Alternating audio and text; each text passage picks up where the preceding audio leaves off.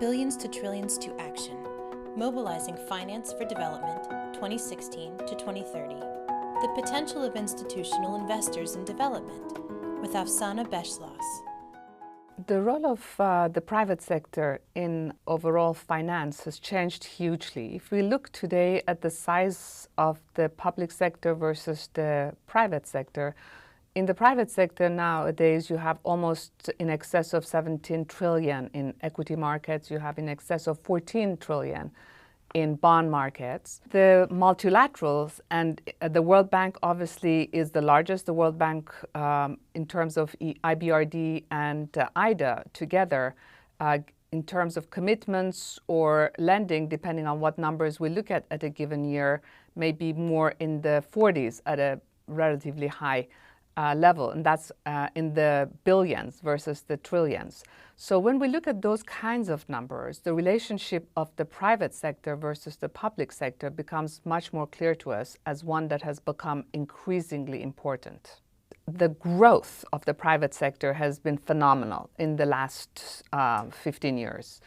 Obviously, we had 2008, where the relative shares of public and private sector changed a little bit.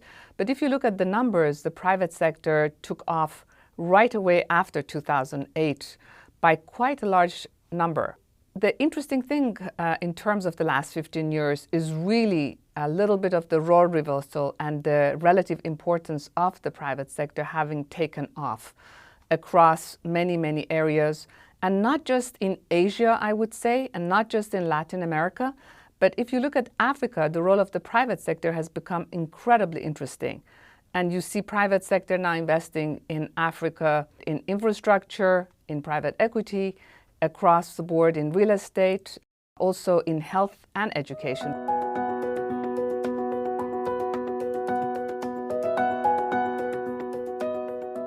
The large institutional investors, this includes large pension funds, it includes large sovereign funds, it includes very large university endowments and foundations globally, were really generally initially investors in their home countries. A lot of them have a huge interest in emerging markets. Why are they interested in emerging markets? Because they have a need to have a return which is in the 6% to 10% range.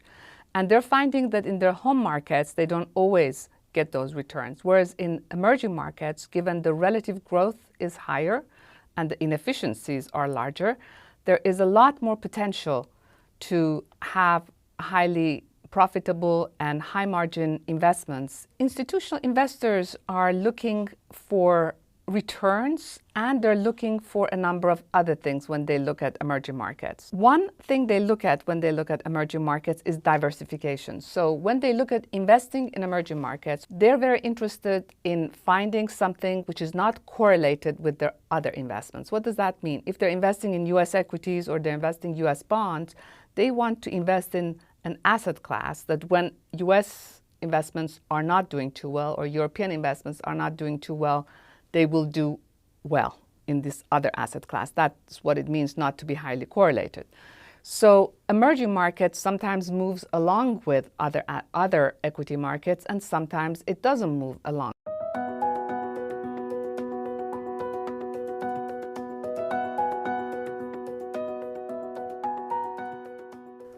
Obviously, having a transparent economy and an economy where the rule of law is fairly well established is really important.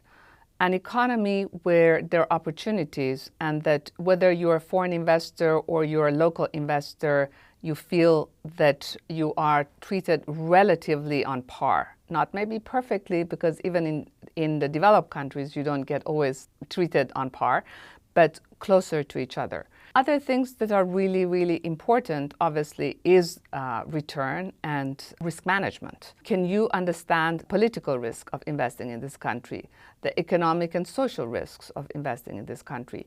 And those are things that large global investors don't worry about when they invest in the developed world. If you look at countries that have kind of jumped over the hoop to the developed, like Singapore, and then you start going behind them on countries like Korea. And then you go further back, you look into, let's say, Africa and look at Kenya. all in very different places in terms of their economic development, very different places in terms of transparency and in terms of governance of their companies.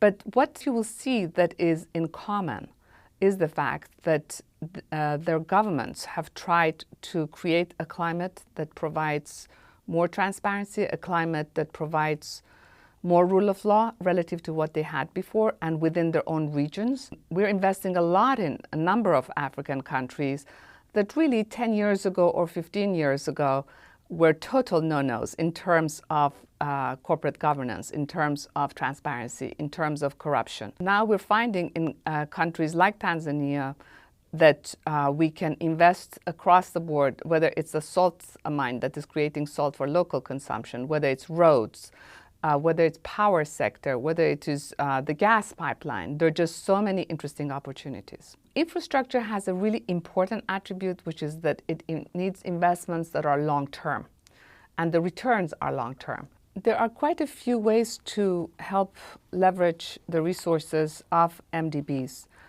with private sector funds to finance infrastructure projects. What has been really classically used is $1, let's say, of an MDB investment in an infrastructure project has often attracted another 6 or 7 from a private equity group or from an infrastructure fund.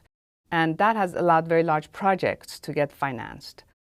If you look at Umemi project in Uganda, what was interesting was the role of the bank to both provide some of its tools, but also help create better energy regulation in Uganda that then allowed a private equity firm like Actis to come in and invest in a very highly leveraged way and provided a lot of resources to the electricity sector in Uganda. One other area which is really just starting to happen to finance these large infrastructure needs in emerging markets is creating projects where, for example, just like in the developed markets in Europe or US, you have toll roads where the investors are paid by the users of these roads or other transportation means. We're starting to see some of those develop in emerging markets. I think while the interest has been in infrastructure, let's not forget private education and private health sector. Obviously, what we've seen in emerging markets is, particularly I would say in the last 5 years in Africa, in Latin America, Eastern Europe and Asia, huge increase in consumer sector. That's an area where, because of the poverty in many of these developing countries and frontier countries, you didn't see much growth. And that has been a drastic change, I would say. As you've seen, the patterns of consumption in emerging markets have changed. And whether you're in a large city, but even if you go into agriculture areas, you see people using telecommunications and they have their mobile phones because that's the source of any kind of economic activity in addition to whatever their main job is. And what you see people spending next on is the education of their children and their health. And as we well know in these countries, the countries are starting with a fairly low base for the masses in terms of education and health.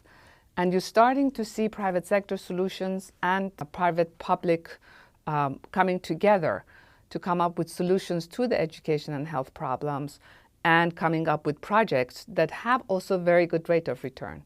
What will shock you probably, this last year, emerging markets in 2015 has been down, depending on which region you look at, more than 10%. But actually the health sector returns in emerging markets is up for the year.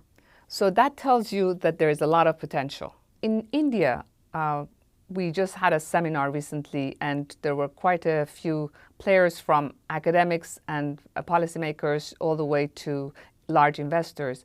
And what you realized is that with Mr. Modi's reform and his great energy to get investors across the globe interested in India, there are a number of opportunities we are looking at right now.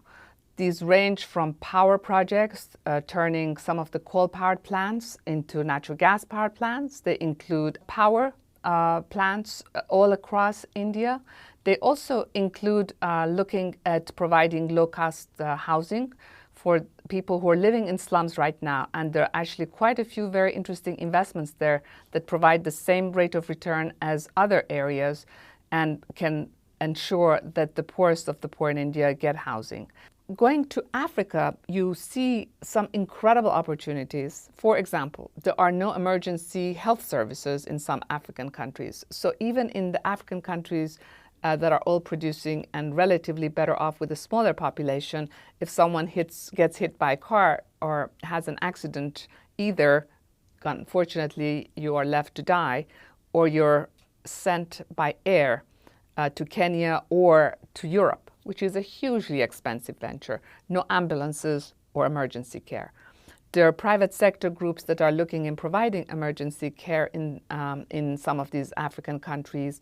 And you can see that there is even ability to pay and is going to reduce the cost of dealing with emergencies and provide interesting rate of returns.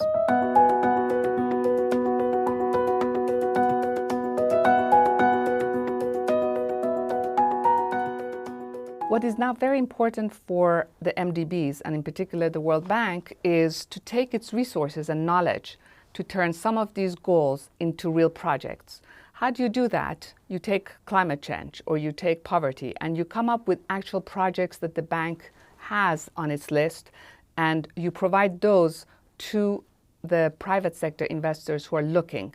And you help to fit those into the asset classes that the large institutional investors are investing in. Large institutional investors have equity buckets, they have bond buckets, they have private equity, and for the World Bank, if it could help to come up both with an actual project and see how it fits into the categories and buckets that institutional investors use, it would be so much easier to get these goals achieved.